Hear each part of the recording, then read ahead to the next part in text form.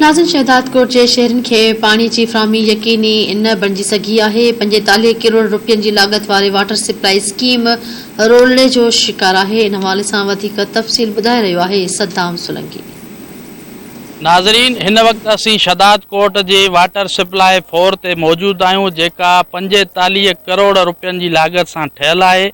पर तव्हांखे मां ॿुधाईंदो ऐं ॾेखारींदो हलां त हितां जेका हीअ वाटर सप्लाई 4 ठहियलु आहे उन जी क़ीमत 45 करोड़ लॻाई वई हुई, जंहिंजे लाइ अॼु हिन ऑफिस में वाटर सप्लाई में वॾा वॾा पाइप लॻल आहिनि, वॾा वॾा मोटर लॻल आहिनि, पर उन जे बावजूदि हिते को बि चौकीदार मौजूदु न आहे। हिन ऑफिस जे अंदरि जेके आहिनि त मेयूं गाह चरी रहियूं आहिनि ऐं शहदादकोट जेके वाटर सप्लाई 4 जा रहवासी आहिनि उन्हनि खे पाणी मुहैया न कयो वियो आहे। पर अॼु काफ़ी ॾींहंनि खां वठी तक़रीबन 1 महीने खां वठी शहदादकोट वाटर सप्लाई 4 जे माण्हुनि खे पाणी मुहैया नथो कयो वञे, जंहिंजे करे हू सख़्तु परेशान आहिनि ऐं 45 करोड़ जेके आहिनि त उहे करप्शन जे वर चढ़ी विया आहिनि। हितां जे नाल SDO पब्लिक हेल्थ ऐं नाल इंजीनियर जी गफ़लत जे करे ही सॼो जेको माहौल आहे उहो ख़राबु थी वियो आहे ऐं 45 करोड़ जी लागत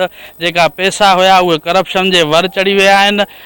नाज़रीन, मां तव्हांखे ॾेखारींदो हलां त ही जेके आहिनि पोयां वाटर सप्लाई 4 जा तलाउ आहिनि, जेके हिननि जी नालीअ जे करे ख़ाली लॻा पिया आहिनि ऐं कुझु भरियल आहिनि। उन जे बावजूदि बि शहदादकोट वारनि खे पाणी मुहैया नथो कयो वञे।